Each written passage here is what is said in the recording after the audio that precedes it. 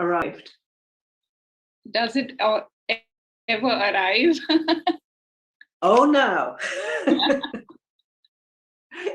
Yes, we have some quite warm weather. It tends to be a little bit less predictable, I think, than in warmer countries.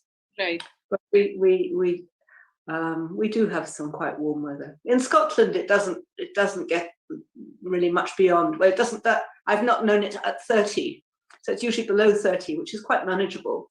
Right. But mostly sort of somewhere in the 20s. Oh, we are the peak of summer here. So different. Yes. Yeah. Hmm. And Ajahn, how's the pandemic situation?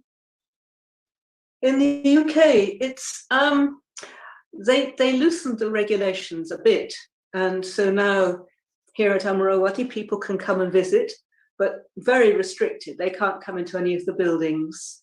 But many people have been vaccinated now, so that I think has made a big difference. But I heard today that we're having a few more cases happening. There's a sort of increase, partly because of the reducing of restrictions and people going out and about a bit more. So they're kind of expecting that we'll have another spike at some point, and then hopefully go down again. Sure. Yes. I think probably better than with you. You've had quite a difficult time with it, I think, haven't you? Yes, absolutely. It was an extremely difficult situation about a couple of weeks ago. Which lasted for about 2 months. It was total havoc. So many people we lost so many people, especially in Delhi, and so many known people. However, things are beginning to stabilize now again because of vaccination and elongated lockdowns. Yeah. It's been a huge strain, I think, for everybody. And even for the people who stayed healthy, I think the lockdown is not easy. Yes, that's true. People just aren't used to being restricted in that way. And either shut down with somebody they don't want to be with, or shut down alone and wanting to be with other people. Either way, it's been unsatisfactory, I think. That is true, Ajahn. Actually, if we, sometimes, especially when they're compact places where people are living in small apartments and all, then it becomes so difficult, both from a health perspective, mental well-being perspective, and so many other things. So it's indeed been a difficult time and an opportunity to really look into one's practice. Very good for practice. Indeed, yes. So actually, even today's topic that we have, so we also here, we just had a stroke of luck that you were with us just before the lockdown in Jan and Feb. So, and you left us with the ideas of the Brahma Viharas. And really, that's something that we began to practice so much more in our daily meditation sessions, which kind of helped us feel more connected to what everybody was going through, and at the same time keep ourselves at with some open heart and mind, and to be find more resources in our resources. Very good. Yeah. So sorry. It must be just about time, is it? I have 2 minutes to 2 here. We are just about. We'll be at 6:30 in 2 minutes. Yes. And Ajahn, you might want to see some people who, did the retreat with you. I see Manisha has come online with a video on. All right. So if you want to switch to the gallery view or, What? Okay. Oh, yeah. Here we are. Yes. There she is. Hello, Manisha. Yes. Oh, very good. Very good.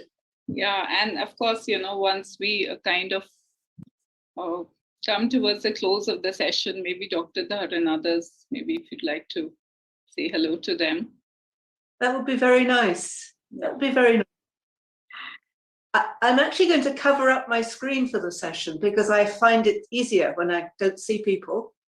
But I'm going to do that now, and you can tell me if you can still see me. One time I actually accidentally covered up my camera, which was a bit unfortunate. Oh, is it? But let's try. Sure. So, is that okay? Oh, yes. Okay. Let's leave it like that for now.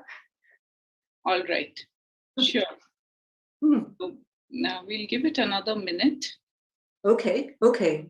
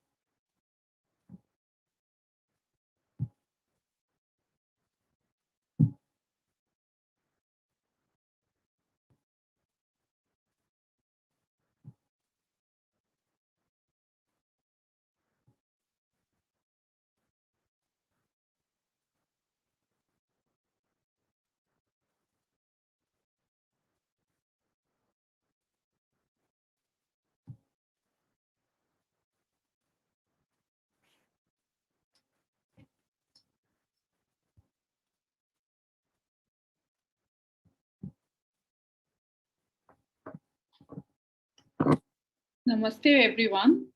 A very warm welcome to you on behalf of Aranya Vihara Trust in India. Today we have the fortune to have Venerable Ajahn Candasirī with us.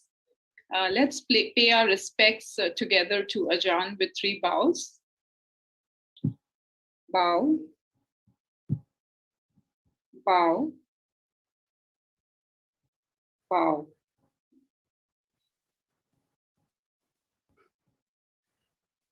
Today Ajahn is joining us from Amravati Monastery.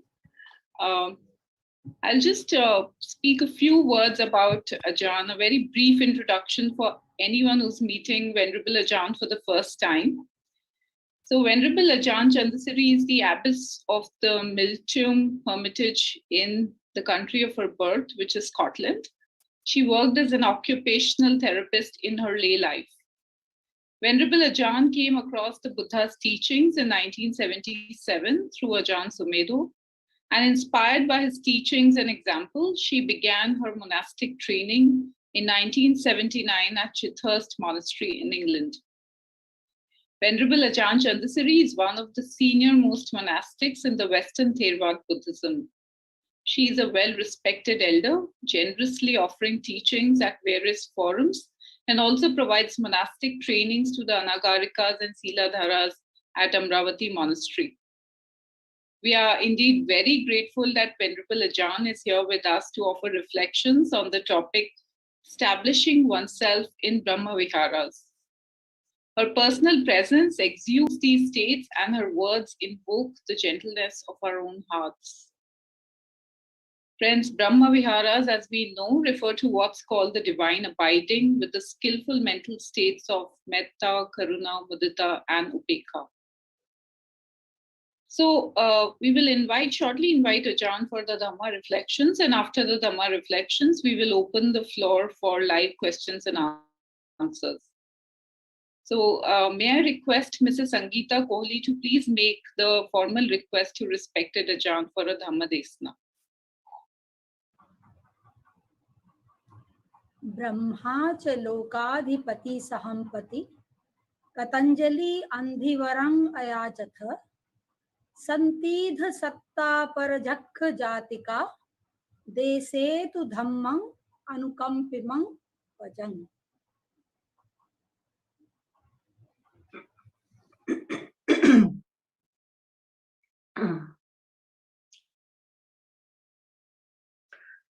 Namo tassa bhagavato arahato samma sambuddhassa. Namo tassa bhagavato arahato samma sambuddhassa. Namo tassa bhagavato arahato samma sambuddhassa. Buddhang dhammang sanghang namasami.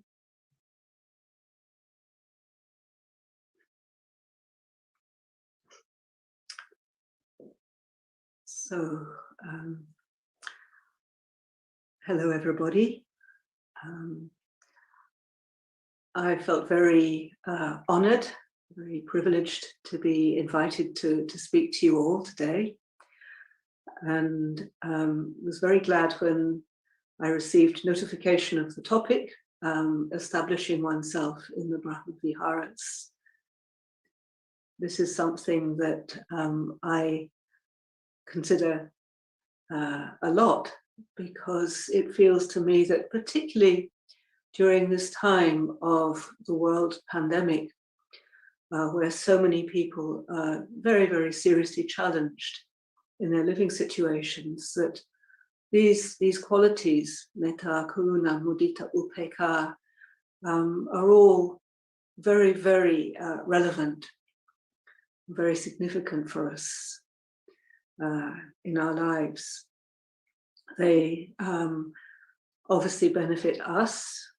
Just experiencing these qualities in the heart is a very lovely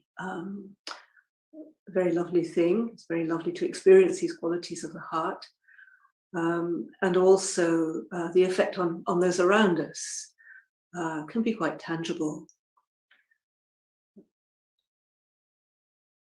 One of the things about them is that it gives a kind of a strength, a kind of an independence, because when life is confusing and difficult and frightening, and just generally upsetting, being able to establish oneself in kindness, compassion, joyfulness and serenity really provides a very firm anchor from which to respond to the difficulties of both in our own life and for those around us.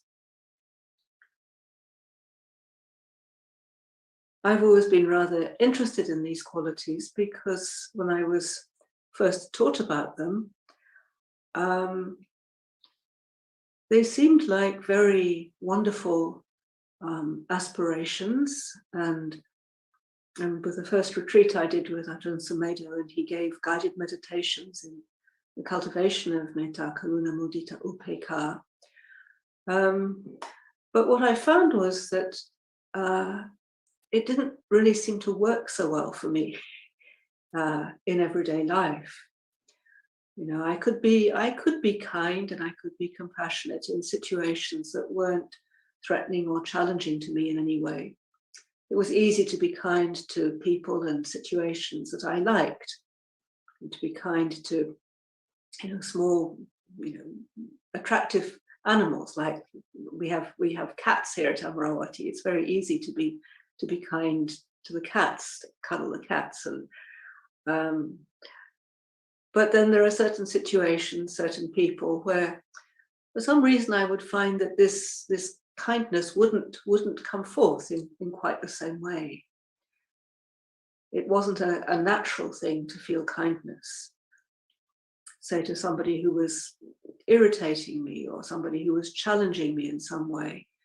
There'd be a feeling of fear or a feeling of anger, and I would try to say, may you be well, may you be happy, but somehow or other it didn't really go very deep. It was rather artificial, rather superficial.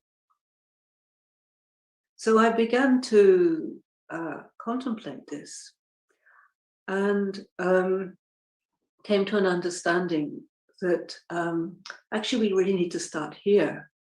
We really need to start with learning how to show kindness, how to show compassion towards ourselves. So what does this mean?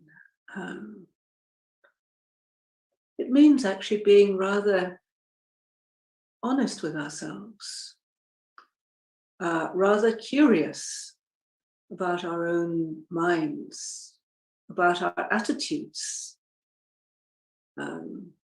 looking a little bit more deeply, rather than feeling that I should be kind to everybody, actually looking and seeing, coming to an appreciation of why that's difficult. What became clear to me was that it's difficult because I hadn't really learned how to be kind towards myself. And that meant much more than being kind towards the aspects of myself that I liked, appreciating the aspects of myself that were kind of worthy, noble. It's easy to be glad and to feel a sense of acceptance and appreciation for one's, I don't know, generosity or patience, these kind of things. But much more difficult to feel appreciation or acceptance of grumpiness, irritability, anxiety, lack of confidence. All of these less inspiring qualities that are there for each one of us. So it's interesting that the Buddha's teachings, the Four Noble Truths, it always starts off with suffering. The First Noble Truth, there is suffering, there is struggle. And I was fortunate in that my teacher Ajahn Sumedho and his teacher also, Ajahn Chah, they placed great emphasis on the Four Noble Truths as the basic teaching, the intermediate teaching, and the advanced teaching, to be able to really take an interest in suffering. Because as you all know, suffering is part of our life, and in order to liberate the heart from suffering, it needs to be understood.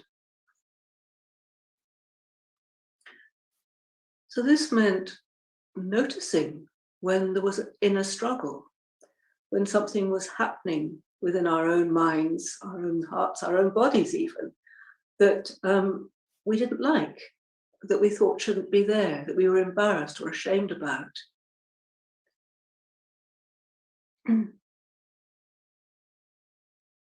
Just noticing that struggle, that feeling that things should be different. This is what we call dukkha, wanting things to be other than the way that they are.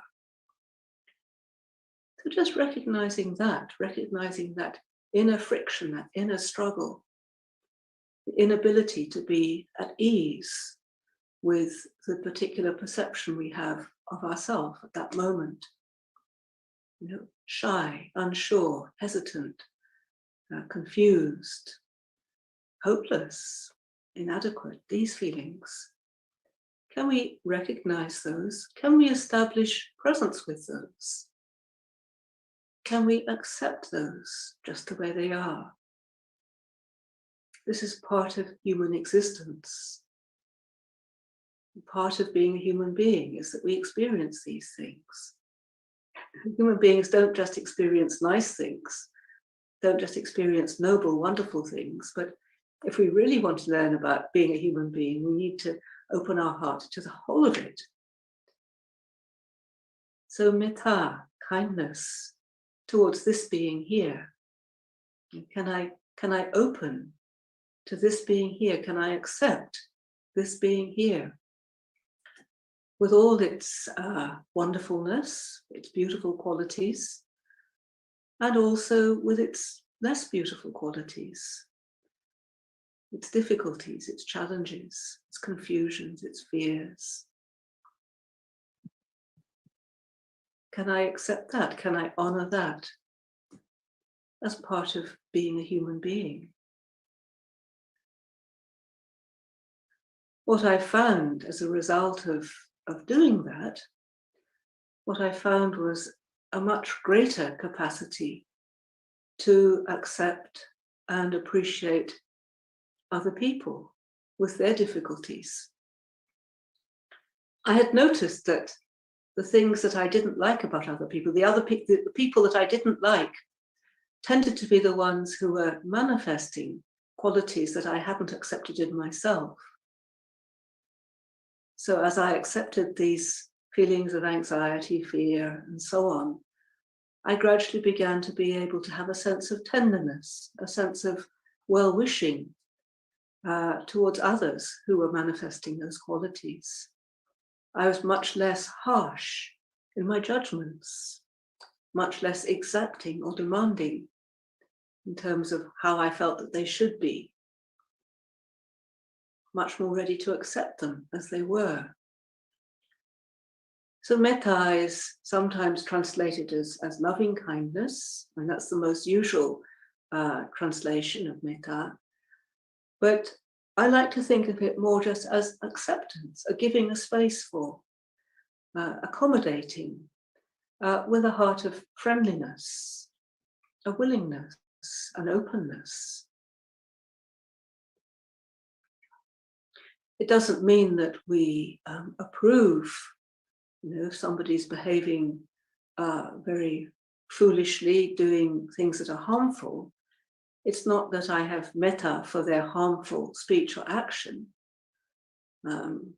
Certainly not. We don't condone the foolishness, but we condone, we have kindness for the human being who's manifesting those things.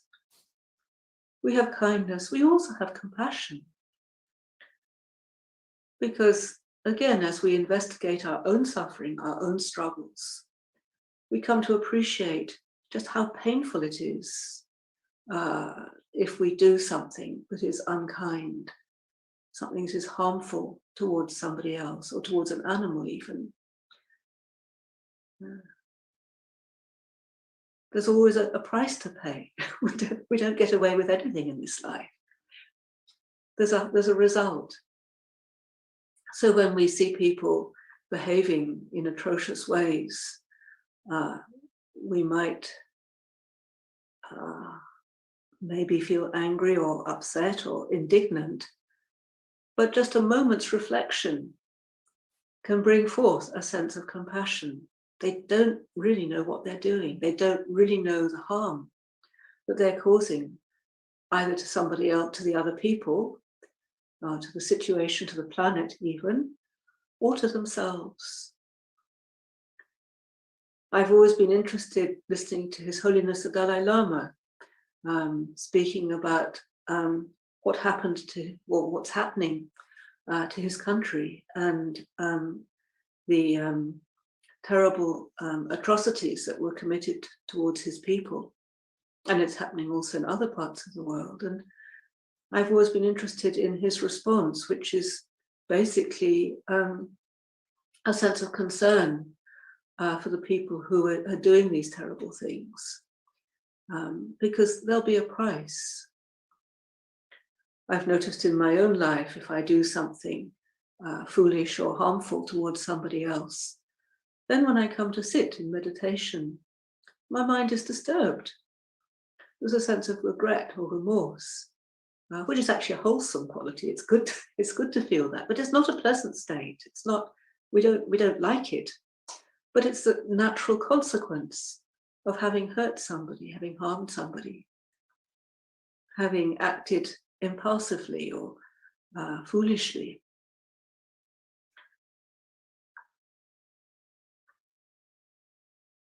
So karuna is compassion, compassion for the suffering of others, compassion also for our own suffering, our own struggle. And interestingly, again, what I've noticed is that I really need to begin here. As a nun, I'm quite frequently called upon to offer guidance or support to people who are struggling in different ways. People come and ask my advice about certain situations that they're facing in their lives. And one of the situations I used to find most challenging was if I was invited to go and accompany somebody who was towards the point of death, or in the middle of some very, very serious illness or difficulty. Because I think there was always a concern that I was going to say the wrong thing. I was going to make a mistake. I was going to make things worse in some way. I'd been a nun for a number of years, and I thought, well, I'm a nun. They're expecting me to say something wise, something that's going to be helpful and encouraging. And I'm afraid that maybe I'm going to mess up. I'm going to do something, say something that's not going to be helpful. And so I'd go into the situation. I remember with one lady I went to see, and I think I was the last person to visit her. And she died shortly after I had visited her. And she, I can't remember what exactly her question was, but she looked at me very, very intently. It was a very strong look, really wanted me to was interested in what I would have to say.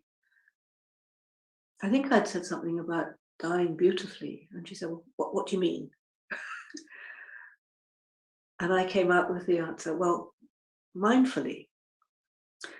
And this wasn't an answer that was coming from a peaceful, settled place. It's an answer coming from a wanting to say the right thing. So it was one of those situations, and those of you who are familiar with Ajahn Chah's teaching will probably have heard it said, right but not true, true but not right.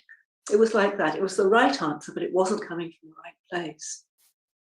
And this lady, she was very outspoken, throughout her life. She could say the most shocking things, and she came out with the most foul swear words. And I thought, yeah, Candasirī, that's what you deserve. It was like a real ticking off when I had come out with this trite answer, which in one way was completely the right answer, but it was coming from a place of anxiety, of wanting to get it right. If I had been present, if I had been mindful, I probably would have responded very differently. So how could I have shown compassion towards myself in that situation, or in similar situations? How do we bring compassion into a situation where somebody is at the point of death, or in the middle of a very serious illness, or maybe recently bereaved? I mean, many of you, I imagine, have been in situations over these last weeks and months with people who are dying, people who are bereaved, maybe bereaved in very unfortunate circumstances, maybe not able to be with their loved ones who are dying, very tragic situations. So how do we bring forth a real sense of compassion in that situation? It's obviously a situation where compassion is needed and can be helpful. But what does it look like in practice? Is it me going into the situation as the wise, compassionate friend, going to say the right thing to make things all right for that person? Or is it me going in with a heart of compassion for the whole situation, including my part in it? Am I able to really enter into the whole situations fully and completely, to give myself to it? To acknowledge my own sense of uncertainty, anxiety, to be able to be patiently with that, fully present with what's happening here and now, perhaps not having any idea what I'm going to say, no little storehouse of sort of catalogue of wise answers, what you say for this situation or this situation. That all goes out of the window when we're really present. There's no particular idea or thought in the mind other than this sense of a compassionate willingness to bear with the pain of the situation, the pain of the person in their struggle, my own pain in wanting to do the right thing, to help, to support. And can I be fully with all of it? And what I've found is that when I can do that, rather than having an answer up here, an answer comes forth. Or it may be a comment, or it may just be silence, or it may be some kind of an action, doing something, or just sitting quietly.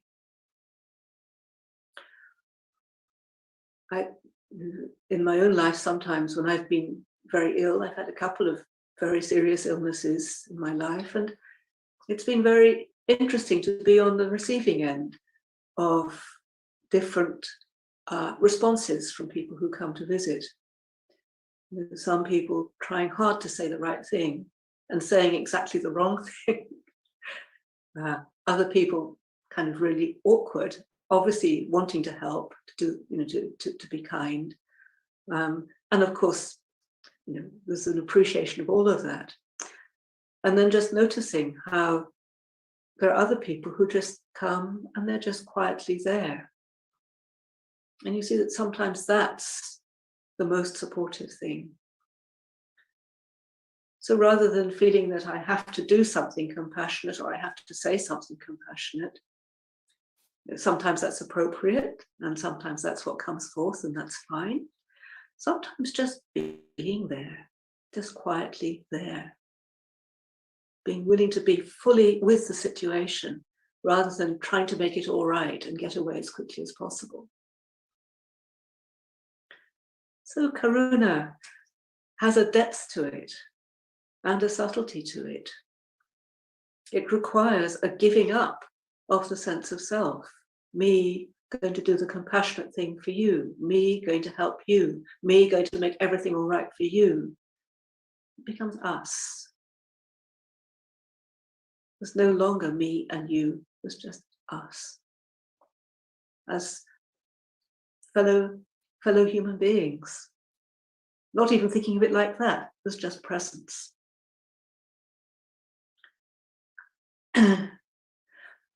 Mudita is the third in the list of the Brahma Viharas. And this is one that has been most interesting for me. Mudita, translated as altruistic joy, appreciative joy, sympathetic joy.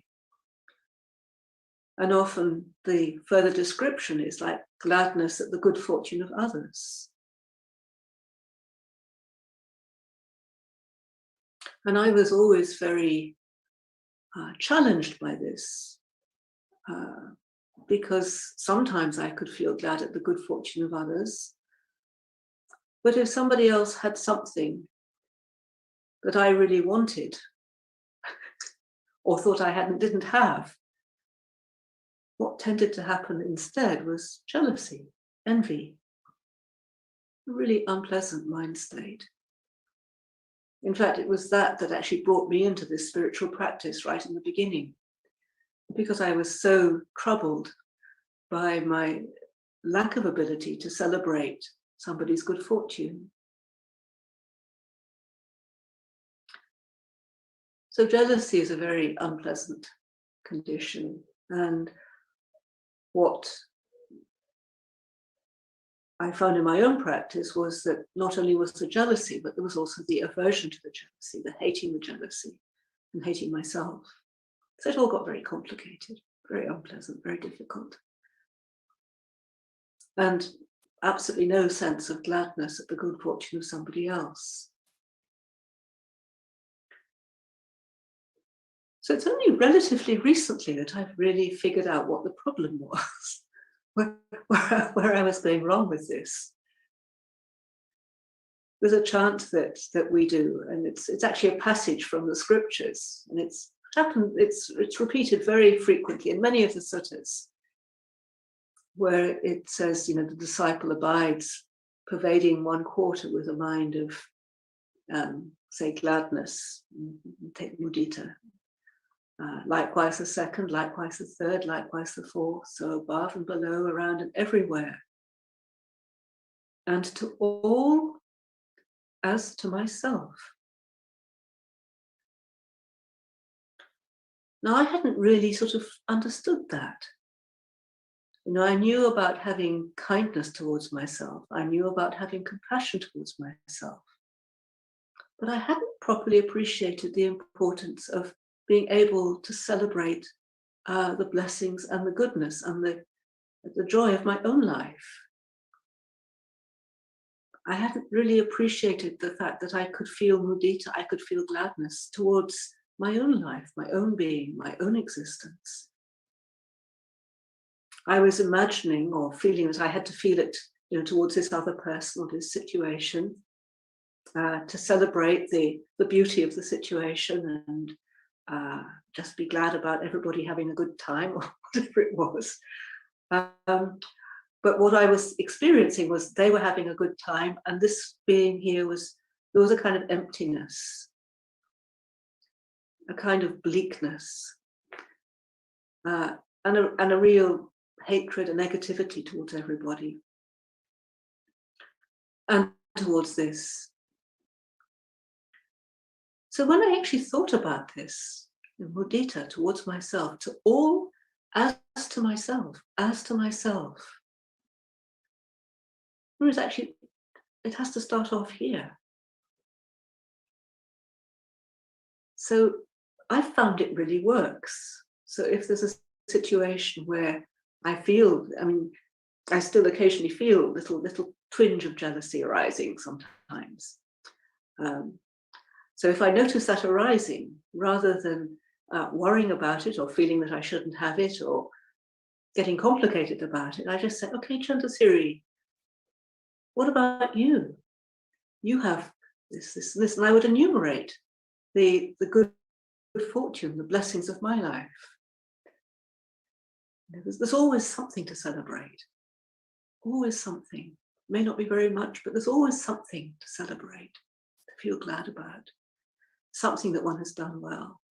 Or even just the very fact that we've come across this path, this way of practice, this way to lead us out from suffering. That can bring joy. So making much of our own good fortune, much of our successes. Now, for many of us, particularly in the culture where I grew up, we weren't really encouraged to think very much about the things that we did well, the good things about ourselves. We were more encouraged to think about our faults, our difficulties, our shortcomings. That was what we were encouraged to make much of. So it took a little while to kind of get the hang of it. And I think, in fact, I know that my mother was very worried that I might get conceited, I might get big-headed, if I thought too much about, my own good qualities. So I never really learned how to do that. What I found, strangely enough, is that doesn't seem to happen. What arises is a sense of gladness, a sense of mudita, a sense of celebration. This life has been good. There are good things that have happened as a result of this life that I've lived. Okay, I've made lots of mistakes, but there are good things. So to learn how to celebrate that, to bring a sense of blessing into the heart. I remember one time at Chithas, and I might have told you this story before. I was on retreat, and one of the things that happens when I go on self-retreat is that I often end up totally miserable because I don't have very good concentration. Meditation is plenty of room for improvement, and so rather than being able to celebrate any successes, I would get very caught up in the things that weren't good enough. And I remember one time just waiting, I think I was waiting for the meal or something, and just feeling pretty glum.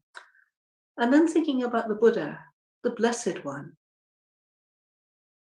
And I thought, oh, Candasirī, you're not very blessed, are you? Not very filled with blessings. There's no sense of blessing in your heart. And realizing that I don't have to wait for other people to fill my heart with blessings, but I can fill my heart with blessings. So really learning how to do that. And the more we can do that, the consequence is a real sense of appreciation and joy for the good things, the beautiful things that we see around us. You know, when there's an ordination ceremony, for example, you just feel really glad, really happy for somebody going forth. Or the other day, I rescued a small creature. I was having, it was our quiet day, I'd gone for a walk and I had a picnic, and a little flying something, I'm not sure what it was, landed up in my soup. And I thought, oh dear. And I kind of fished it out and I put it on a tissue and it recovered. And I just felt so happy. And then it flew away. Just a real sense of gladness that this little creature had survived. So it can be about very small things, but it can also be about much bigger things. I used, sometimes in festivals, in ceremonies, I used to feel very grumpy because, you know, everyone else was having a good time and I wasn't feeling very interested, didn't want to do what they were doing. Rather than being able to enter into it with a full heart. So mudita is about filling up one's own heart, filling it up so it's overflowing and there's just a natural sense of joy and delight at the goodness and beauty around us, being able to see it, you know, celebrating the beauty that you see in people's acts of kindness. I mean, that's one of the things about the pandemic and the terrible things about it, but also it's brought forth enormous acts of kindness and heroism. You know, these things that you hear about, the heart just feels glad. That's mudita.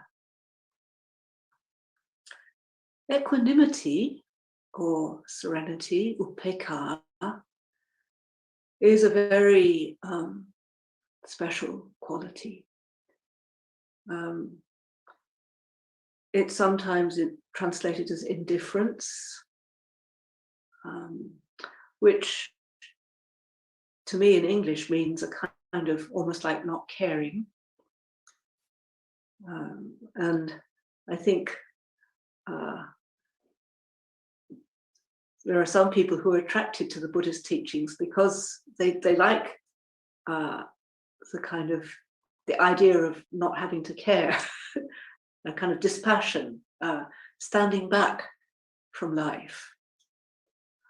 But I have a feeling that actually upekkha is a much fuller,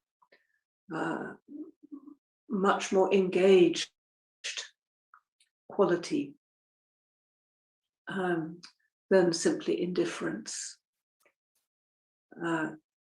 As far as I can understand it, it requires a maturity of the heart that recognizes that life in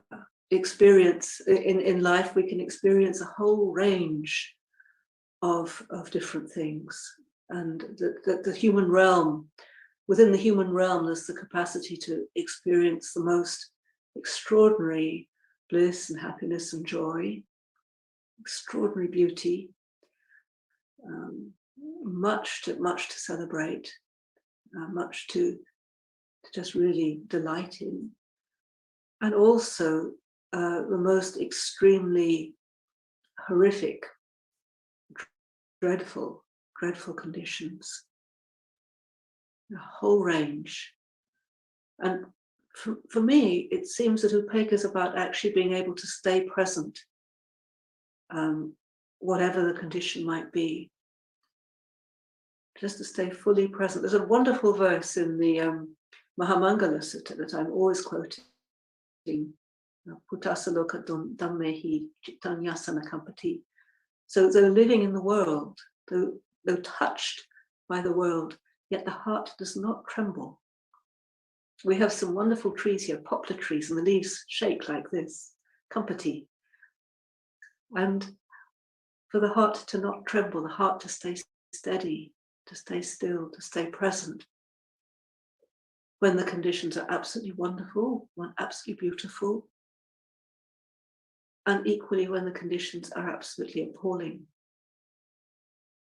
As I said, this requires a kind of maturity of the heart, and my sense is that sometimes we need to recognize our limitations in my own practice, there are certain situations that if I can avoid them, then I will, because I have a sense that the heart can't bear it. It's not strong enough. There's not enough of a stability with whatever the situation might be. If I absolutely don't have a choice, then I engage with it. But the one situation, I think it was after the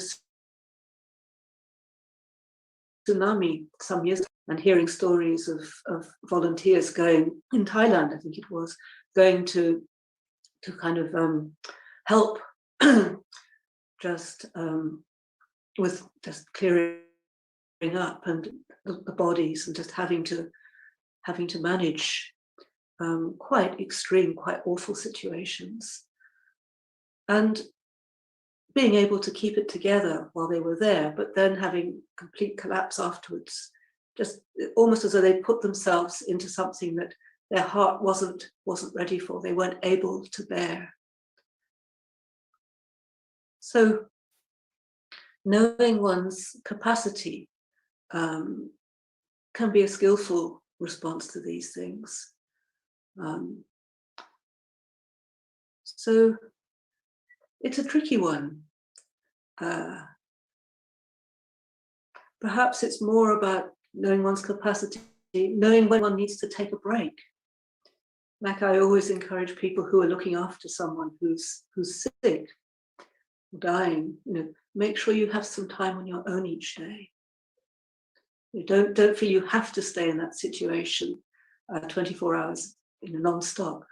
Try to make sure that you have a time on your own. And even if you can't get out into nature, just at least be with yourself, come to the breath, as an act of kindness towards the whole situation, looking after yourself.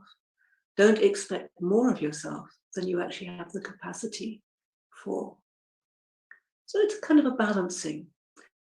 And maybe with any kind of balancing, we have to fall over into one extreme or the other before and topple over before we come back into the middle, finding the middle way. So these 4 Brahma Viharas are very, very extraordinary, beautiful qualities. They're divine qualities, they're qualities of the Brahma realm. And I was reading a sutta this morning about how if you develop these qualities, then you'll be good chance that you'll be reborn in the Brahma realm. But if you would like to even surpass that and enter into Nibbana, then develop the Brahma Viharas, but see them as part of the flow of life, changing conditions, anicca, dukkha, anatta.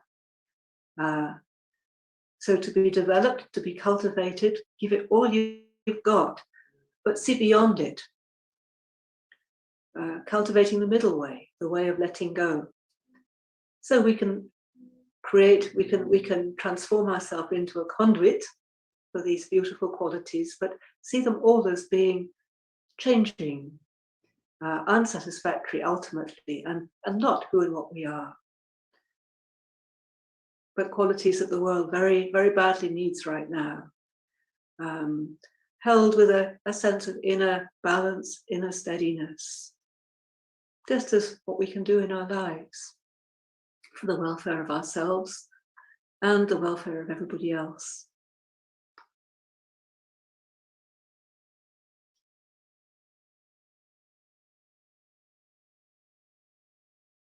So I'm aware that there's so many other things I could have said, but I'm also aware that the idea was that I would talk a bit and then offer a chance for people to ask questions. And so perhaps it's time to end my formal talk and to see what questions you might have, what you'd like me to say a little bit more about. So thank you for your attention. Thank you very much, Ajahn. So now we have the opportunity to ask questions to Ajahn. So you could either raise your virtual hand on Zoom, in which case we'll invite you to ask your question. And I think that's a more helpful way to ask the question, because you'll be able to describe it better for yourself. Or you could also type into the co-host Deepti, and we will call out your question.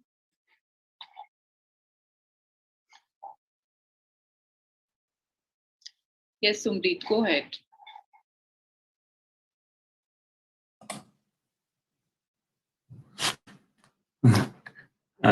Dear Ajahn, I had a question regarding, like you said, to know your capacity. How do you deal in, like I have been in situations before, probably I was not much aware of my capacity, or I was just getting influenced by other people. So I ended up in a very, very tough situation. It was a couple of years back. But when I came out of that, people were questioning me, why didn't you get out? Even if I had a choice, was not like I was bound, but I was just under that pressure, like, I have to be obedient to the elders, what they are saying. I could have easily walked out. I was not in a very blood relations with the people with whom I was staying. And the more I ended up staying, I felt only after I came out, I realized it was more abusive relationship there. I could have easily walked out. They were not my father or my mother. It was just completely different set of people.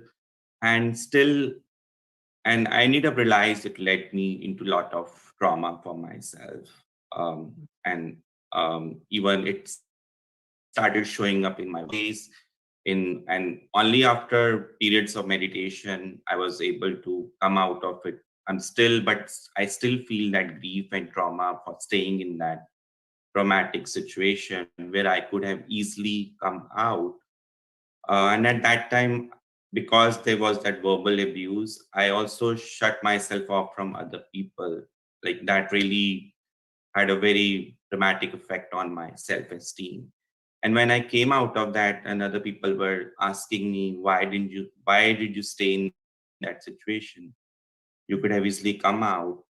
And there's a sense of remorse and regret, even on the top of that, for continuing to endure that and not being able to judge my capacity. So how do I deal with these things? I know I grieve a lot, that fully, to be aware of those feelings.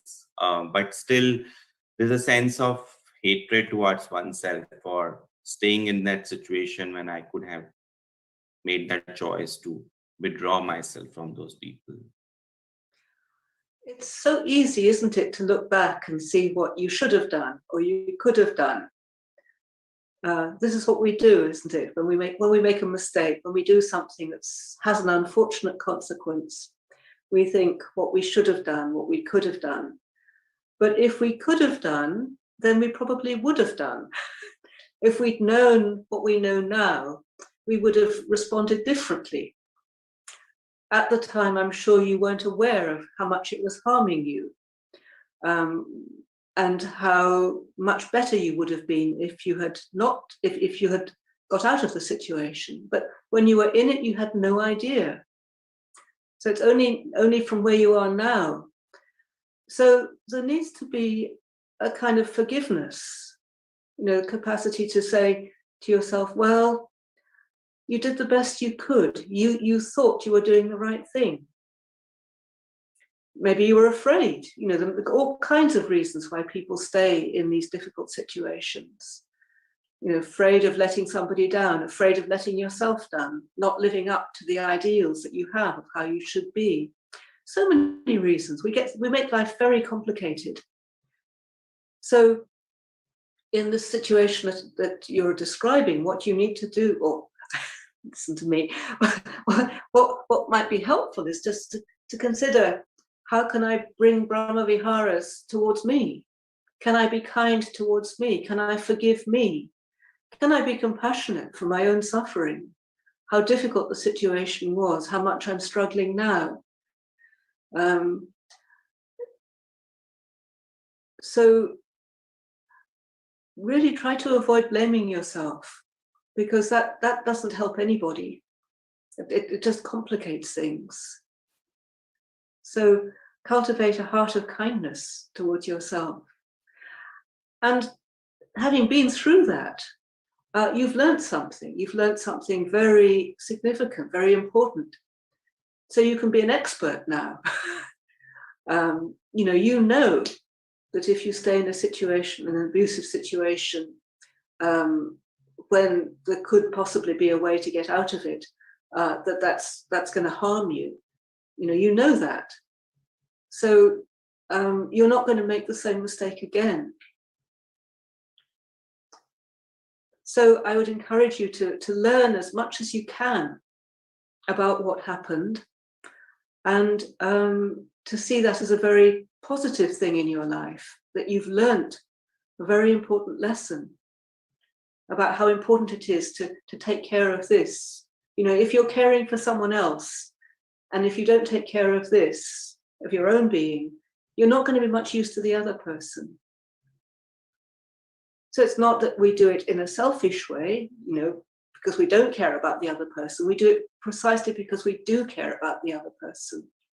We want to be able to support them for as long as possible. So we have to take care of this. Just like if you have a car, you have to put petrol in it. Otherwise it will stop. It won't keep going.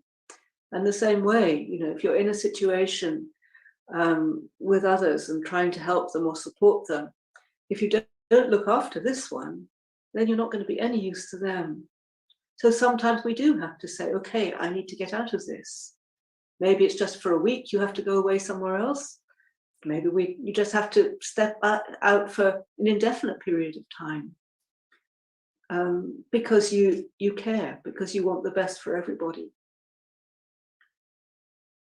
So although self-sacrifice can seem like a very noble thing, it can also not be the most sensible response to a situation. So I hope that makes some sense. Yeah, yes, definitely. Thank you. All the very best. Thank you very much. Anishi, would you like to ask the next question? Ajahn, thank you for the wonderful talk and reflections that you have put across to me. My question is towards the point of having metta towards yourself, compassion towards yourself, mudita and upekkha towards oneself. I mean, it's after I got in touch with the forest tradition that this whole concept started to come forward. But sometimes, I have a slight conflict in the mind. At one time we're talking about anatta, that there is no self. And we're trying to give compassion to myself. So who is the guy giving the compassion to who? And there is a duality over here. And am I conflicting with the tradition as to, at one stage we're talking of dissolving getting into anatta state. So I need a little bit of some teachings from you, Ajahn, please, on this. Yeah, it can seem like a kind of madness. This is true. Talking to yourself and so on.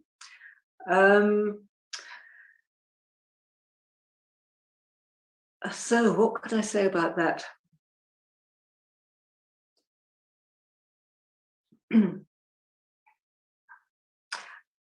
There's no doubt that there is some kind of a being here. There is a body here. There is a mind. It's because of, the sense of self is the thing that creates problems. And the sense of self is something that we create because we don't really see clearly. We don't really understand the way things are. So there is a teaching. The teaching is, this is not a self. And the Buddha's guidance is to encourage us to constantly challenge all the assumptions we make about me, who and what I am. So you're absolutely right about that. That's what we're encouraged to do. However, being not fully enlightened yet, there is definitely a sense of somebody here. So the Sister Candasirī exists as a conventional identity. When I'm totally quiet and present with whatever the situation might be, that sense of identity is no longer valid. It's just, there's just being. And all of us experience moments of just being. But in our daily lives, we can be aware of our suffering. We can be aware of the struggle, which is, as I said, usually related to atta, although the body, of course, can experience a lot of pain, discomfort, cold, heat, hunger, and so on. So it's like bringing forth these qualities just towards this being along with all other beings. But we have to start off here. What seems to happen, and there's a phrase in the Buddha's words on loving kindness about having, even as a mother protects with her life her child, her only child, so with a boundless heart should one cherish all living beings. And for years, I used to imagine that I should cherish all the other living beings, but I never included this one. So learning how to include oneself as part of all living beings, and to begin here. So in some ways, it's easier as the sense of self begins to get challenged and chipped away at. Because we might think, oh, I shouldn't be kind towards this one. I shouldn't have compassion towards this one. But if you just see yourself as another being, another part of struggling humanity, with all the wonderful things of your life and all the difficult things of your life, in some ways it's easier. There's less involvement. We don't make it so complicated. So it's a subtle and it's a difficult question, but a very important question. And I hope that some of what I've said can maybe throw a little bit of light onto what you are asking. I have this confusion many a time when I ask this question to myself. And today I had the guts to really ask it. Yes. But I will try. Thank you, Ajahn. Thank you very much. Something you can try in your meditation sometimes is just to sort of ask, when you're sitting quiet, you say, who's here? Who's here? And that take you to the place of just awareness. And there is an awareness of the body and the mind and of any agitation or difficulty there. That's been my experience anyway.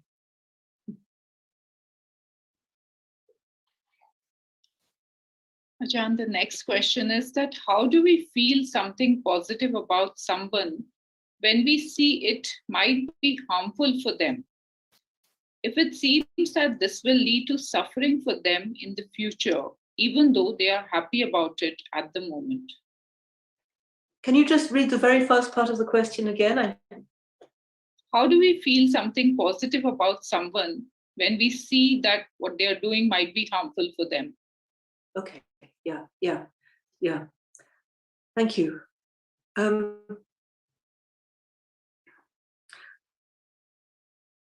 Well, if that's something that we notice, if we notice that somebody's doing something that might be harmful for them, then we may not feel positive about what it is that they're doing. There may be a sense of concern. We can still feel positive about them, but if we see that they're doing something that's going to be harmful, then we're not going to feel positive about it. Even if they think it's wonderful. I mean, maybe somebody I don't know, buys a new house or something, or wins a lottery and gets £1 million or 1 million rupees or 10 million rupees or 1,000, I don't know how many, a lot of rupees, a lot of money, but they don't really know how to use it for their welfare or for the welfare of others, and we don't. So there can be a sense of gladness that they're happy, but at the same time there can also be a sense of concern. And in such a situation, I mean, depending on the relationship, there may be a feeling that I should say something or offer them some kind of guidance and support in how to manage this situation.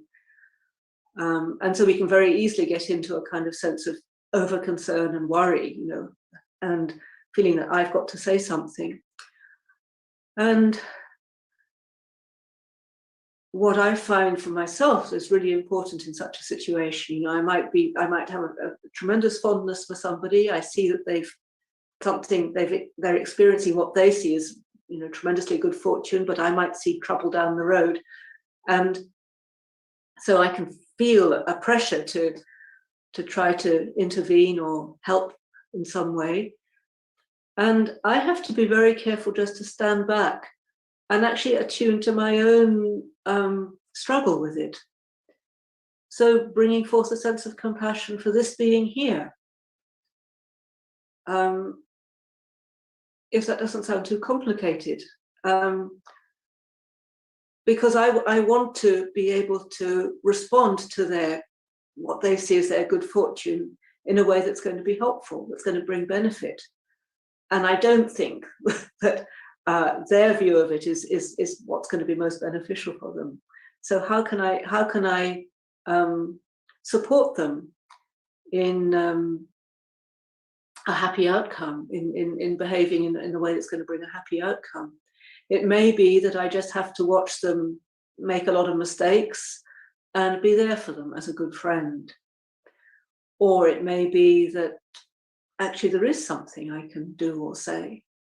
Or it may be that I can, just through holding them in my heart with a sense of concern, that some situation arises that enables them to see for themselves that they need to be very careful. So with all of these Brahma Viharas, it's about really being very, very present with whatever it is that we may be experiencing.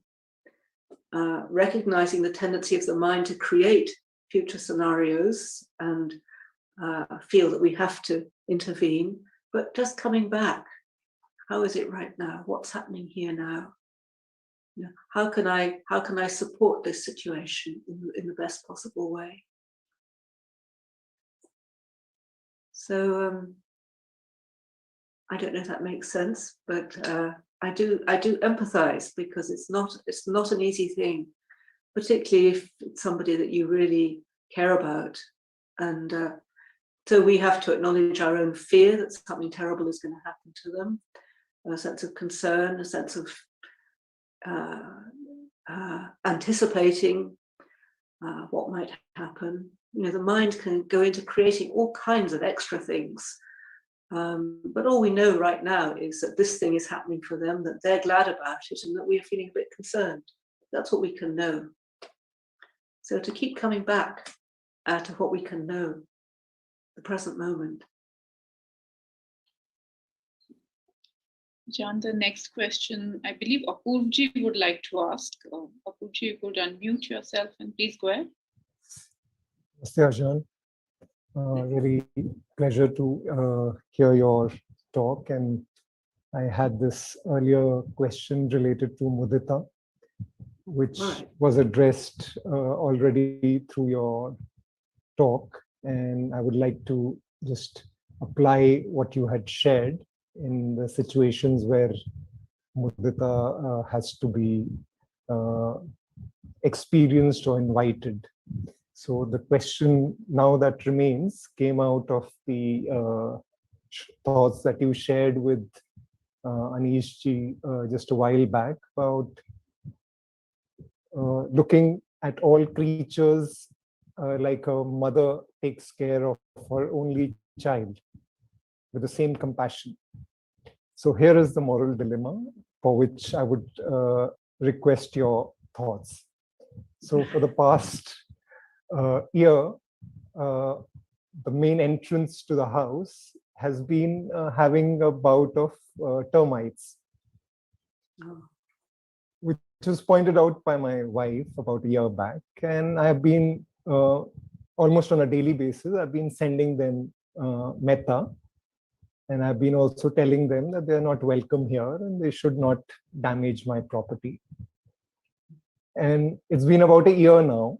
And now I've been, of late, I've been getting these thoughts or this dilemma where I'm just beginning to border on the thoughts of whether I should actually invite somebody who is dealing with pest control to take a look at the damage, or should I just continue to keep on sending Maitri or metta, and then eventually when the door frame has to be changed, which would involve cost and inconvenience to everybody in the house, just do that maybe another year or 2 years down the line. So I would invite your thoughts about that. Yes.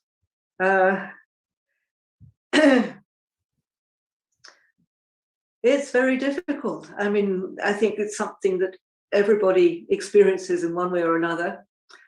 Different situations. We had a similar thing with rats here at Amaravati at one time, and they were chewing through the electrics in one of the houses, and actually it was quite dangerous. And what we did in the end, we had to, somebody invited the pest control, the rat people, and the evening before the rat people came, we did a whole bunch of chanting Mettacittena, all kinds of things. And it was a very nice chant that I think it's called the snake protection chant, which is basically says, we love you, the two-footed, the four-footed, the many-footed, the low-footed, we love you, but please go away. Please feel free to go your way. So we chanted in Pali, and then in English, I said very clearly, I said, look, rats, you need to go. You really need to go. And if you don't go, something terrible is going to happen. So to try to just invite them to go, to encourage them to go in that way.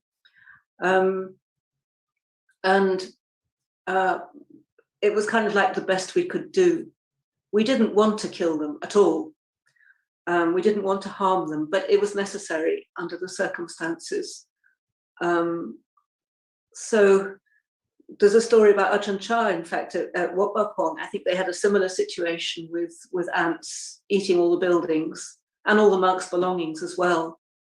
And in the end, I believe he kind of took responsibility. So sometimes you just have to do that. And it's not at all a situation that you celebrate or feel glad about. But the alternative is, I think we can sometimes be a bit too idealistic. It's feeling I should be able to bear this, because it in the end, you end up feeling frustrated and upset, and everybody else feels frustrated and upset. The teachings of the Buddha are like very, very useful guidelines, and the precepts are very, very important, very significant guidelines. And every now and again, there may be a situation where you have to go against these recommendations. But the reason that they're there is because they ensure that you don't do it without really considering the alternatives. So it sounds to me as though you've done your best, you've really considered alternatives. And as far as you can tell, that this is the only option at this point. So you do it, you make a conscious decision, not that you're glad about it, but just because this is, as far as you can tell, this is the best you can do right now. So you can ask their forgiveness. You say, I'm really, really sorry about this. It's not what I want to do, but we can't live in this way together. If there's a way to kind of gather them up and put them somewhere else, then that's another option. But that may not be very realistic. No. Yeah. Thank you. Difficult. I think it will put things in perspective and make it easier. The difficult decision will make it easier. Thank you so much. Okay. Ajahn, the next question is that how to live a peaceful life as a lay person who has to make a living in this world, having a job, having to face all the things that society pushes on us, like advertisements, violence, lust, etc. What could be some of the suggestions to overcome these difficulties? Right. I think living in the world as a human being is immensely challenging. And living in a lay situation, as opposed to a monastery, you are exposed to many more unwholesome, unpeaceful stimuli. So, just meeting a lot of people who maybe don't have the same interest in practice that you have, having to see advertising, like, I don't know what it's like where you live, but in London, when I go into London, even on the sides of buses, they have these sort of enormous figures and writing and all kinds of things on the sides of buildings everywhere. So there's a lot of stimulation, and a lot of, and most advertising is designed to stimulate greed or lust, one kind or another of greed or lust, or fear. So newspapers are wonderful for bringing a lot of fear, watching the news on TV, full of things to worry about and be frightened of. So number one thing is to actually really be very conscious of the extent to which you're exposed to stimulation of different kinds, and to consider carefully whether there are ways to reduce the amount of stimulation you receive through the senses. It's interesting, when one of our Sakya rules, the rules about proper deportment when we go out of the monastery, like when we go on alms round, is that we're not supposed to look around very much. Just keep our gaze on the pavement, on the road where we're walking, rather than looking in all the shop windows and everything. So to realize that there is a choice when you walk around, what you look at, what you fill your mind with, the impressions that you fill your mind with. If you're living on your own, obviously you can regulate whether you watch TV, whether you buy newspapers or listen to the radio and so on. You can regulate the amount of things that you expose yourself to in that way. When you're with other people, noticing the effect of different kinds of conversation. And if you can, avoid getting into conversations which stimulate unhelpful responses to things. For example, if you're among a group of people who may be complaining about the government or complaining about, one thing or another, or about each other, you can notice the effect of that on the mind and realize, often you might just think, well, actually, I don't need to talk like that about the situation or about other people. It's challenging, and it requires that each person takes responsibility for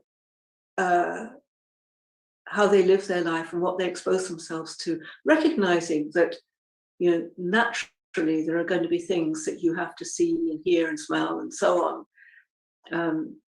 So it's not sort of you create a kind of a holy bubble around yourself so you don't experience anything, but to see, to consider, wisely consider You know, do I really need to go here? Do I really need to do that? Do I really need to read this or listen to this? Just considering. One of the things I did when I was an Anagarika, this was before it was clear that we were going to be able to take the 10 precepts. So way back in the early 80s, where it wasn't clear that we were going to be able to give up using money, I decided, like it was about the last year of my Anagarika life, I just wasn't going to use my own money. So I used to go to town, I used to do shopping for the monastery, but I decided never to spend any of my own money. Whereas before, I always used to go, and whenever I went anywhere, I had quite a lot of money, so I used to buy things for the monastery, you know, things that the monastery needed, you know, teapots, kettles, sweets, things like that. And that was just what I did when I went, you know, on errands for the monastery. But for the last year, I stopped doing that. And you wouldn't believe how much more peaceful my mind was when I would go to town. So you could experiment with having a day when you go out without your mobile phone and without any money, without any cards. You know, just experiment, see the effect on the mind, and give yourself a moneyless day or a medialess day. I mean, I have a couple of days a week when I try to avoid doing emails, and that makes a huge difference. So certainly living as a layperson is challenging. It's not easy, especially if you live in the city, a crowded city. There's going to be a lot of impingement, but I'd strongly encourage a daily meditation practice. If you've done walking meditation, if you know how to do that, then to make your walks in the city like a walking meditation time. So, you know, try to be conscious of the kind of thoughts you're having, trying to be fully present with the body, learn how to direct the thoughts in a wholesome way. So if you've got a lot of worry happening, just come into the body, relax the body, find ways to calm and settle yourself. You know, these are things that can be very helpful. So you begin to make the whole of your life a meditation, and to make the city into your monastery. That's a bit more challenging, but these are a few suggestions. Try to keep your room or your house, you know, tidy, so that there isn't kind of mess everywhere, so that you don't have too many things on the walls that stimulate the mind.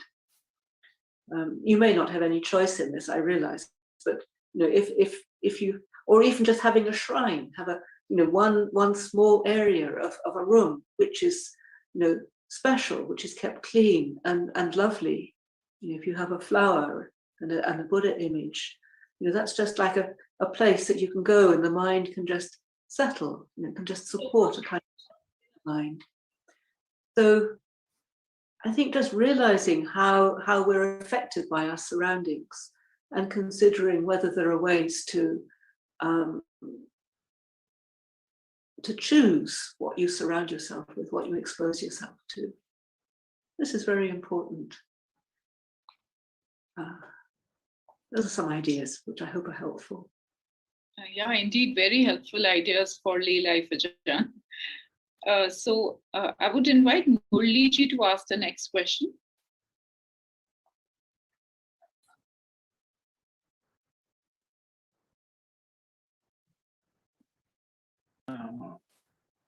Sadhu.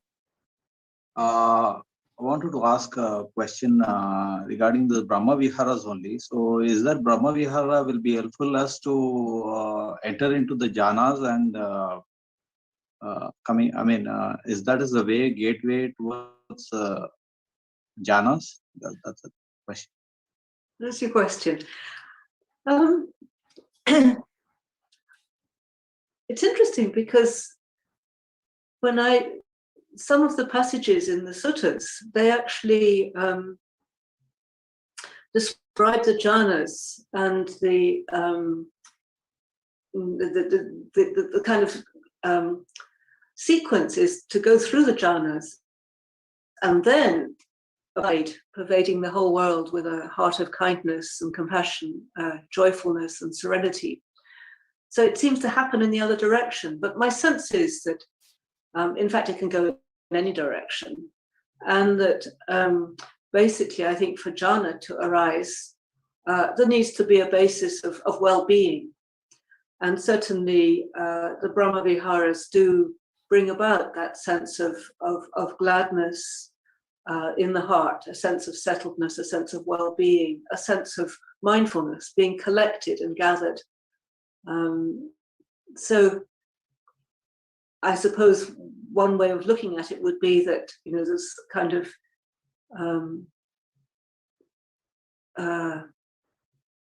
that there are kind of different levels of refinement, and perhaps, you know, the way that it's described in the suttas is that the just natural outcome of having set aside the coarser states of mind is just the radiance of the Brahma Viharas. I mean, they're described as very radiant, very beautiful, sublime qualities.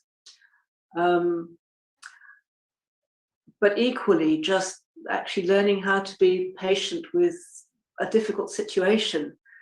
So setting aside the feeling of impatience, just being able to rest in a situation just as it is, can be a basis for the arising of the jhanas. I have to say, I'm really not an expert in the jhana practice, so I can't give you a very full and knowledgeable answer, but those would be some reflections that I could offer at this point. So I hope that's helpful. Sadhu, sadhu, sadhu. Rajendraji, would you like to go with your question?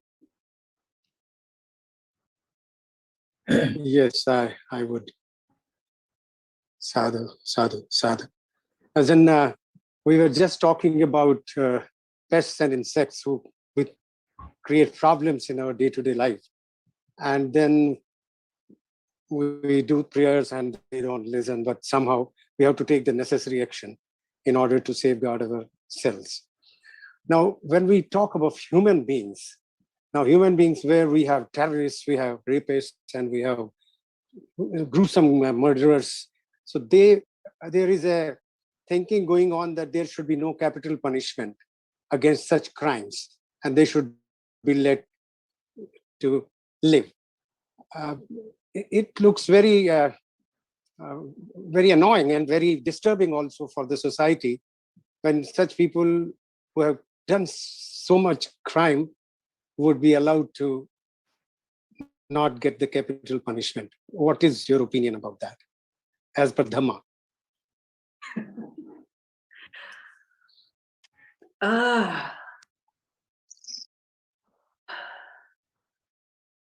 From the point of view of Dhamma, I think we have to appreciate that people only do terrible things because they're suffering. If you look into your own life, and when I look into my life, the times that I've really hurt people or done foolish, bad things have been times that I've been very confused and upset myself. So I think I can understand society feeling we must get rid of these people. They don't deserve to live. I can understand that one might have that thought, but it's not a thought that I would at all support or encourage myself, because it implies a lack of understanding of our humanity. So I would encourage a much more creative response to such situations. And unfortunately, I don't know if there are the resources to do this on a big scale, but what would be much more wonderful would be if there were the resources for these people to be supported in living in ways that were less harmful.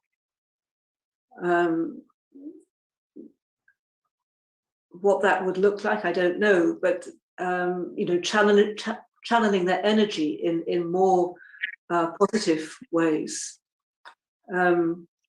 because when you do good things, that brings a lot of joy in the heart. You know, if you find ways to help other people, that brings a lot of joy. In the UK, in fact, there are programs for prisoners to do kind of like volunteer work in different situations. And depending on the nature of their crime, obviously it's quite carefully managed. But you can see that it brings a sense of self-respect to be able to do something constructive, to see the results of having done something constructive, helpful. So I would want to support these people in bringing forth wholesome qualities in their lives in any way that it could possibly be done. I understand that there are certain kinds of mental illness where people just don't have the capacity to respond in what you would call a normal way. And in those situations, at least to try to live their lives in a way that can bring some kind of benefit.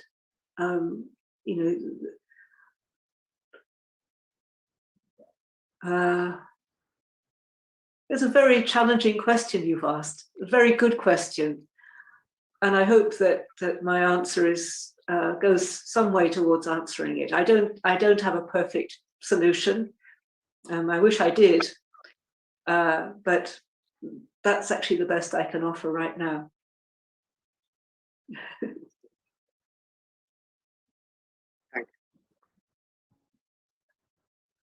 John, there's one more question. Is it okay if we take it? Yeah, that's fine. That's fine. Sumrit, you could go next.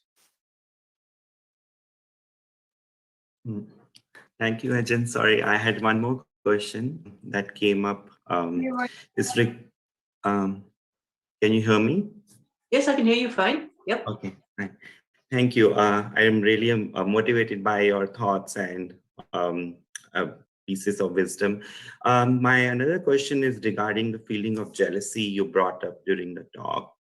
So having witnessed our own jealousy by sitting in our meditation, like especially at the fortune of others, I mean, we still have restraint on not doing anything harmful, even we know that we are witnessing that jealousy.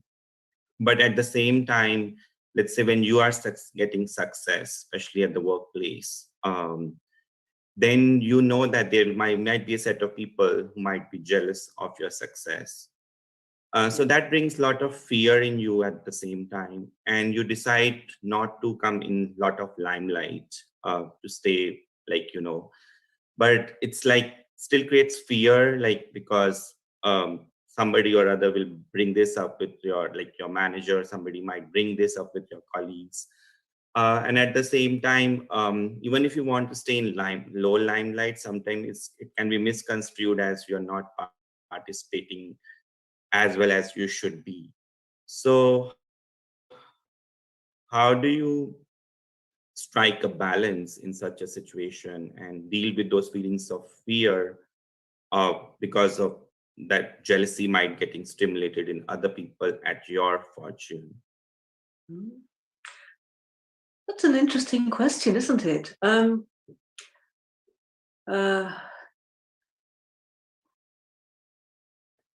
I suppose it's something that if we've experienced a lot of jealousy ourselves, that we might imagine that other people would be jealous of us.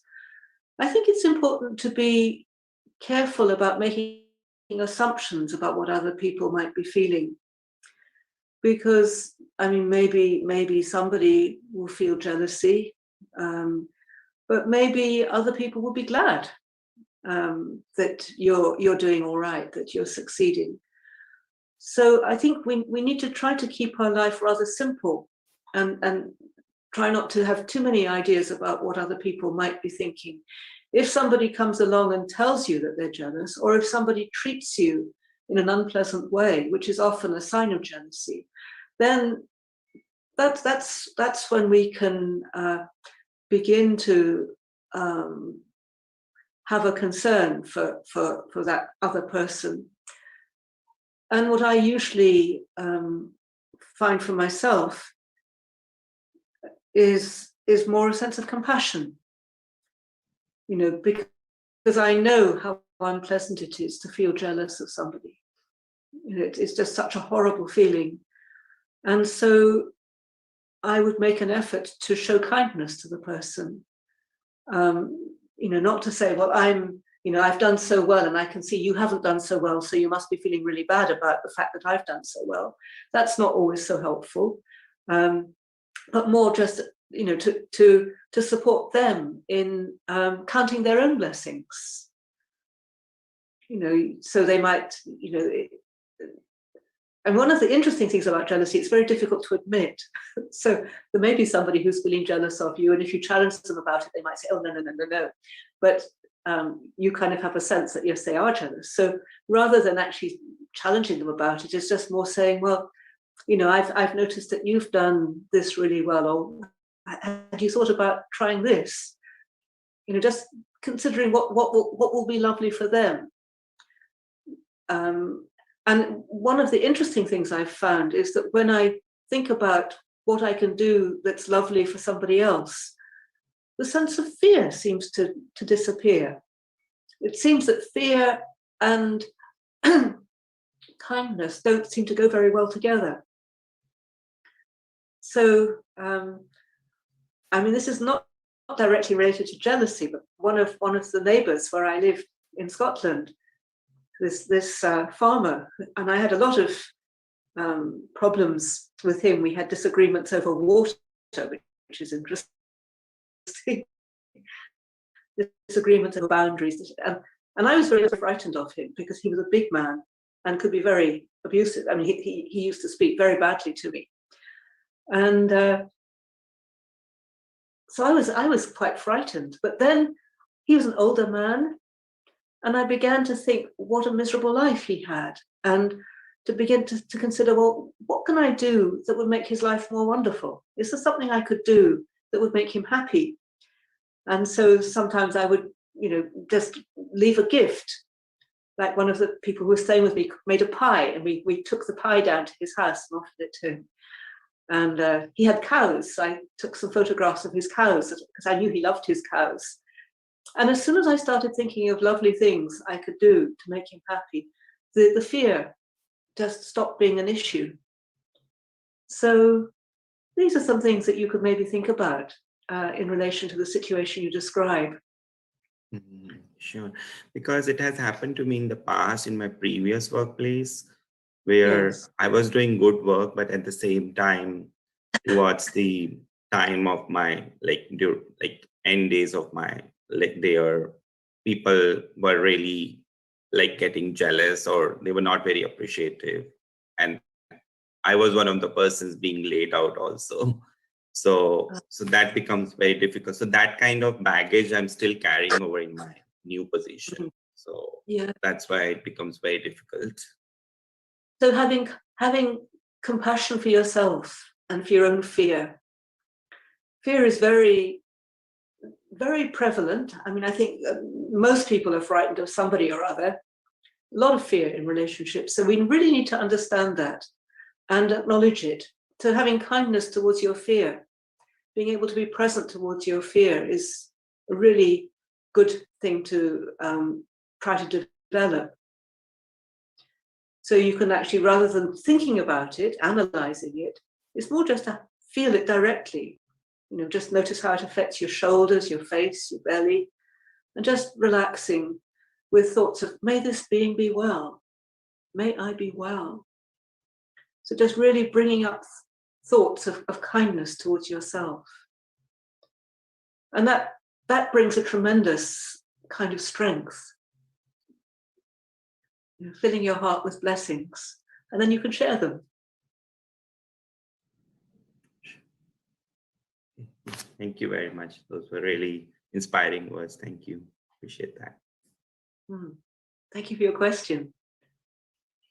John, that brings us to an end of the questions and answers. So for a moment, if I could invite Sangeeta ji back for Anumodana. Handmayang Dhammakathaye sadhukaram dadamase. Sadhu, sadhu, sadhu, anmodami.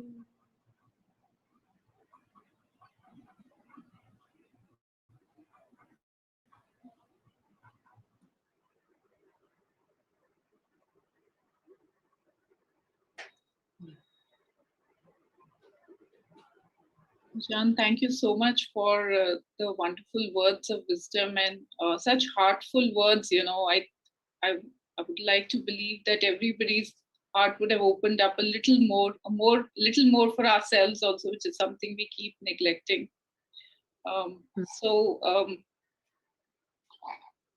At this point, would you like to say hello to a few people, Ajahn? We know that you've also, given us additional time a little. We went a little over time, so thanks very much for that. Oh, it's quite early here. We're at 4 o'clock in the afternoon. No, 3:30. Beg your pardon. So I've got lots of energy, but you're probably all a bit tired now. So if we can have Dr. Dhar come up, yeah. Oh. Hello, Dr. Dhar, Professor Dhar. Good to see you. So nice of you to have accepted our invitation, Ajahn. Thank you very much.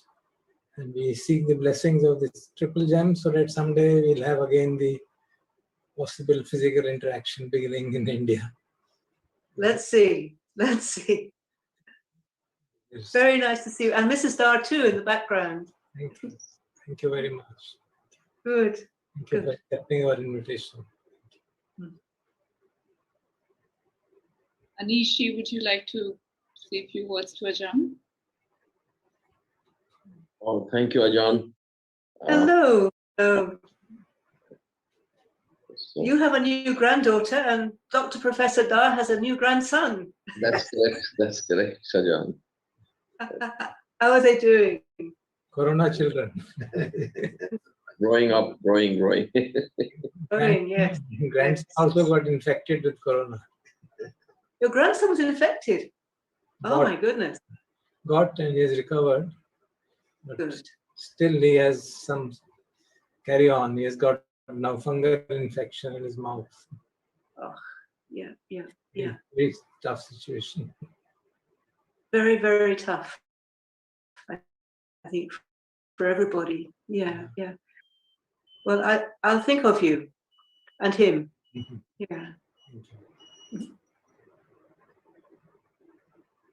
And Alakia, she's well. That's her name. Anish. Alekhya, she's well, Ajahn. I just met her this afternoon. Right. Thank you. Good. So Ajahn, this is a family that I see who just raised their virtual hand. Tong Wai, would you like to say something? Yes. Ajahn, can you remember us? Yes, I can. It's been years. You came to Miltuim. That's right. Is that That's right? About, yes. 6 years ago. Oh my goodness. At that time, she didn't growing up. So she was there. She wasn't there. She wasn't in this world yet. My goodness. Oh my goodness. And where are you now? We are back in Singapore. In Singapore. Okay. Oh my goodness.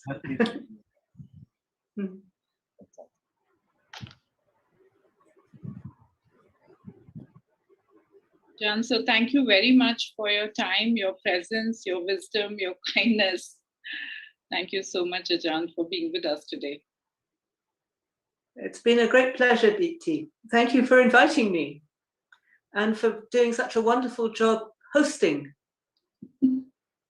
Thank you, Ajahn, and we really look forward to see you back again once the world opens up. Yes. The last activity we had before lockdown was your retreat. Amazing, wasn't it? Yeah. It was really amazing. And you know, at the airport, when I finally got through, they made a joke as I was going through, they said, "Oh, well, no, you're fine, as long as you haven't been in China in the last 2 weeks." It was so much not quite happening. And then about 2 weeks later, it definitely was happening.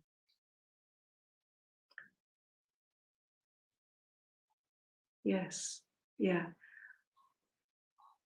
I think, Dr. Da, you've been a wonderful support to many, many people in your group.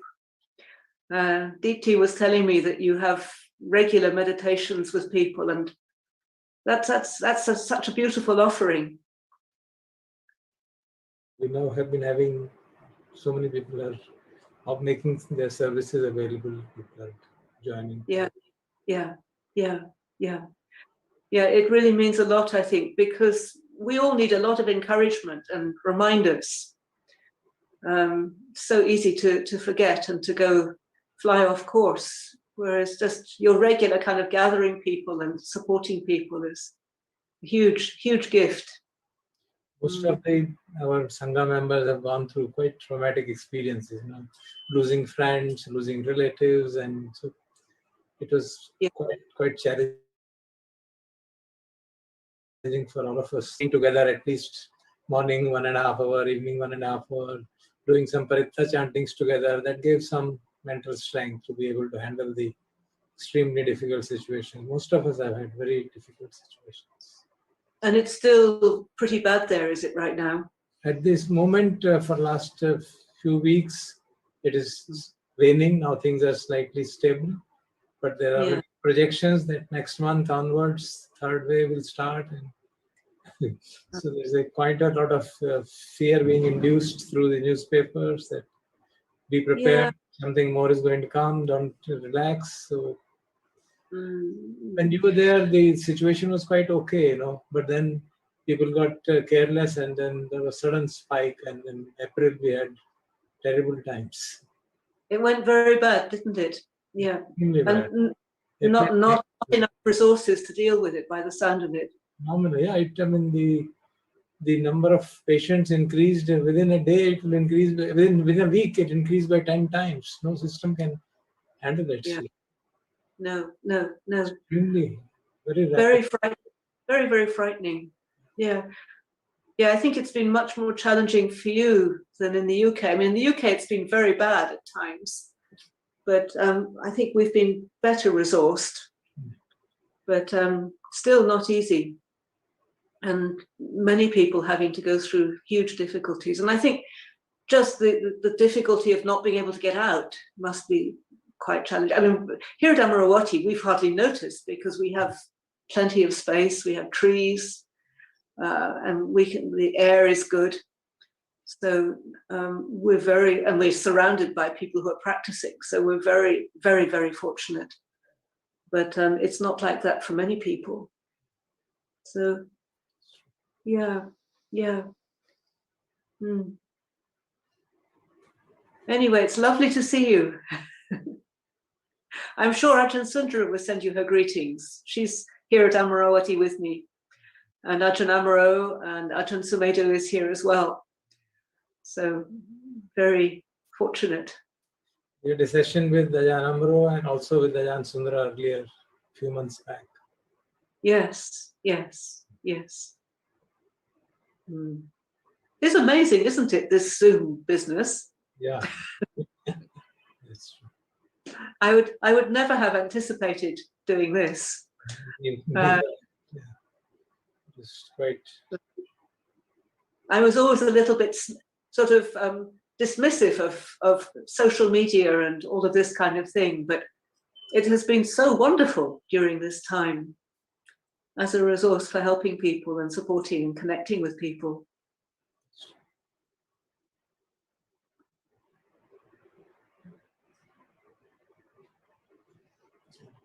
Jan, it would be wonderful if you could, maybe do some parittas or some chants before we call it a day. So do some chanting now. Yeah. I'd be happy to do some chanting. Thank you. Do you have a particular chant that you would like me to do? So would you like to recommend something? The one which is your most favorite. Oh my goodness. Well, what I think might be good, since we've just been talking about the Brahma Viharas, is the Mettacittena. Yeah. You know that one. Yes. And that's a chance for us all just to come into the heart and just to allow the filling and the radiating from the heart, these beautiful radiant qualities. So I could maybe I chant Itipiso and then the Brahma Vihara chant and then the Ahang Sakita Homi. Would that be too much, or would that be all right? Fine, extremely. Okay. So Itipiso is a reminder of the triple gem. Brahma Viharas as the reminder to fill the heart with blessings and just allow it to extend in all directions, to all as to myself. And then the Ahang Sakita Homi, which is a kind of quieter, more inward, reflective chant, just recollecting qualities of kindness, compassion, joyfulness, and serenity.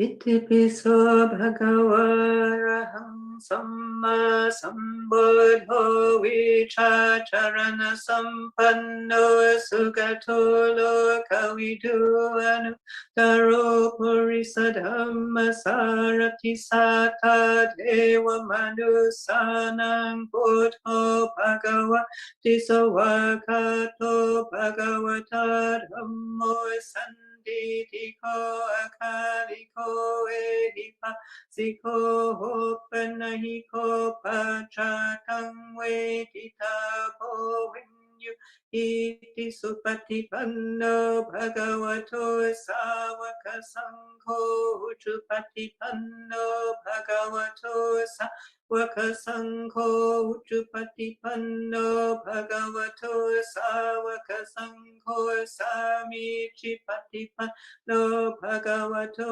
savaka sankho yadidam chatari purisayuka niyata purisa bhogala esa bhagavato savaka sankho ahuneyo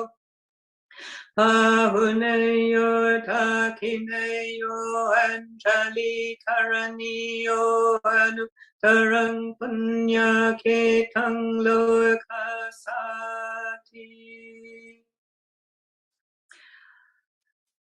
Metta sahakatena cetasa ekam nisang paritawa viharati tata tatiyang tata chatutang itiyu tamado tiriyang sabati sabha tataya sabhavantang lokang metta sahakati Cetasa vipulena mahagatena pamanena havirena payapajena paritawa viharati karuna sahagatena Tasa ekang disang paritawa viharati tata tutiyang tata chatutang itiyu tamado tiriyang sabati sabha tataya sabha Wantang lokang karuna sahagatina cetasa vipulena mahagatina hapamanena havirena paya pajena paritawa viharati mudita sahagatina cetasa eka tisang varitawa viharati tatha dutiyang tatha tatiyang tatha chatutang itiyo dhammato tiriyang sapadisa Patataya sabhavantang loka mudita sahakatena cetasa vipule namaha katena hapamanena havirena piya pajena paritawa viharati upekkha Sahakatena cetasa ekam disang paritawa viharati tatha dutiyang tatha tatiyang tatha chatutang itiyo dhammato tiriyang sapadisa Patataya sabhavantang lokang upekkha sahakatena Tasa upulena mahakatena hapamanena havirena piya pajena paritawa viharati Aham sukito homi niduko homi aware homi apiya pacho homi aniko homi sukhi hatanang pariharami Sabe sata sukhita hontu Sabe sata havira hontu Sabe sata hapiya pacha hontu Sabe sata haniga hontu Sabe sata sukhihatanam pariharantu Sabe sata sapadukkha pamuchantu Sabe sata lata sampatito mavigachantu Sabe sata kama saka kamadhayata kamayoni kamapandu kamapati sarana Yang kamang kari santi kalayanang wapapakang wa Tasadayata Pavisanti.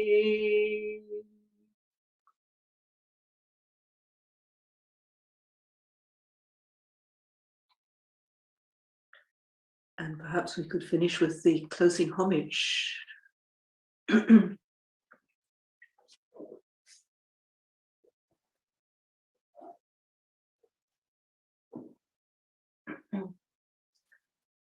Arahant Samma Sambuddho Bhagava Buddhang Bhagavantang Abhivadeni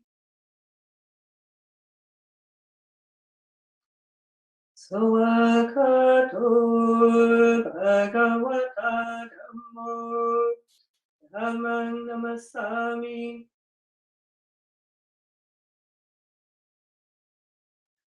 Supatipanno Bhagavato Sāvaka Saṅgho Saṅghang Namami.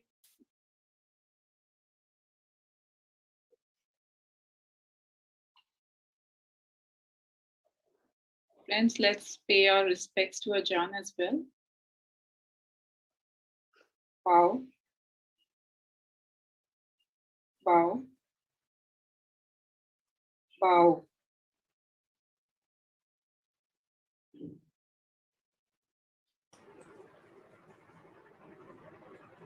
Thank you, Ajahn. Thank you very much. Very much. Thank you. Thank you very much. Thank you. I wish you well, Thank each you. and every one. Thank you. Thank you. Thank you.